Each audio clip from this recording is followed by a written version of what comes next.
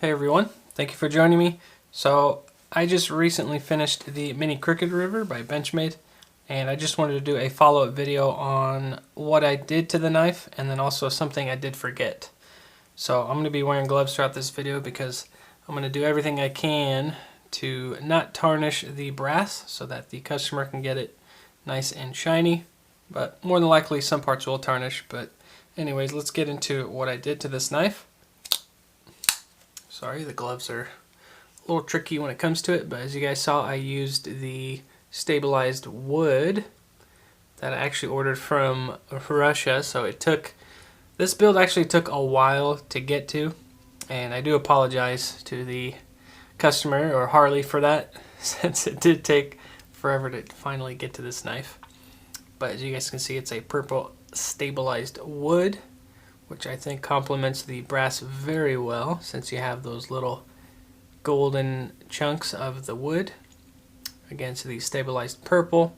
And then as you guys can see on the brass, I decided to go with a different style finish. So it's a tumbled, lightly sanded down with some scuffs on it just to give it some movement in the light. But the reason I decided to go with this rough finish on the backspacer, pocket clip, and bolsters was the fact that this is going to be basically a hard to use knife, or at least from what the customer told me. So I was going to do a satin finish on all the parts, but as we all know with satin finish, any little light scuff will actually be very noticeable. So I figured go with a stone wash kind of I guess weathered look to it, which I think it looks pretty cool. Let me know what you guys think down below.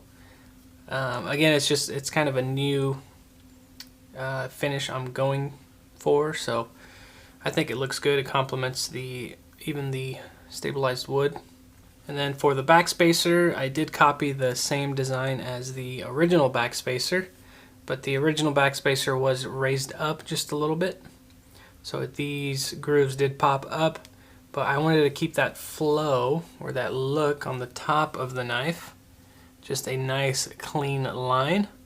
But then once your fingers dig into this, kind of like the jimping here in the front, they don't protrude further than the actual bolsters.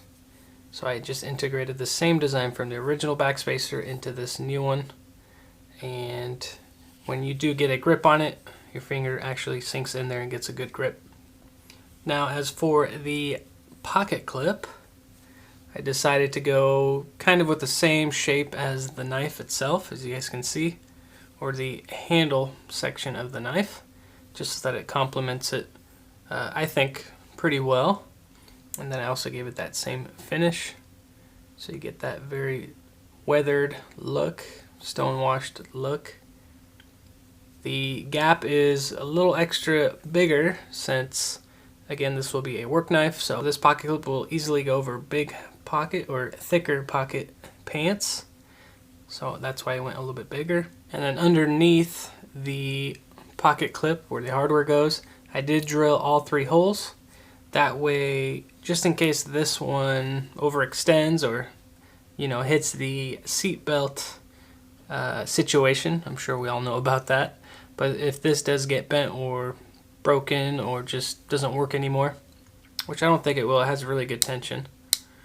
But in that case, he does have 3 holes to put on a aftermarket clip, an original clip, so the options are still there just in case something happens to this one. And then one more thing on the backspacer here, I did create a little notch, if you can see it, where the blade can actually get just in between that little gap there. It's hard to get on camera, but just enough access to sit nicely in between the liners, and it does function very well, just like before, so I'm super happy with that. And I gotta say, the hardest part of this build was the hand milling section part underneath these bolsters for the Omega springs to actually have room to move. So super happy with that. Can't wait to get a CNC machine to make my life a lot easier. But still a fun build. I had a great time doing this build. And then one of the other things I did create from the stabilized wood was the pivot collars. Again, just it's a subtle change, but I think it does give it a little more class, and it obviously matches the scale, so it's complementary. So super happy with it. And the one thing I did forget to put on this knife, which I purchased specifically for this knife, was the titanium brass thumb studs. So we're gonna get these on the blade itself, which right now we have the stainless steel, I believe, are the ones that are on right now. So let's take these ones off, and we're gonna install the brass thumb studs to complete this knife.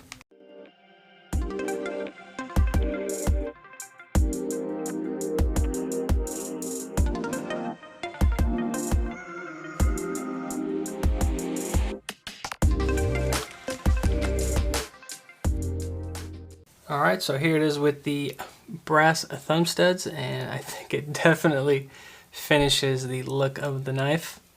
And yeah, it's a small little subtle change, but definitely worth it.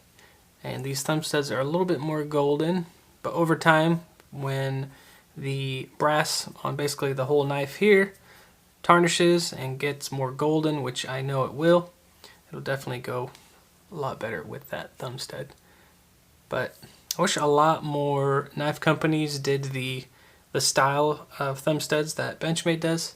Let me know if you guys' thoughts are the same on this, but if they could just do that bit T6, T8, whatever size they choose to do on the thumb studs, obviously for both sides, it just makes life easier to disassemble thumb studs, just in case you need to sharpen the blade or whatnot. So again, I hope other companies or knife companies decide to do this with their thumb studs.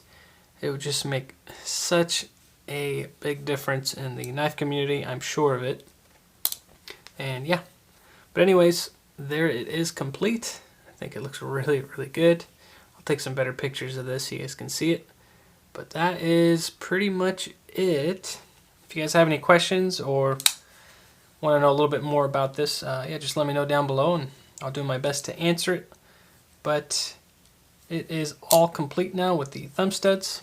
Thank you for watching, guys. I really appreciate it. And I will see you guys on the next one.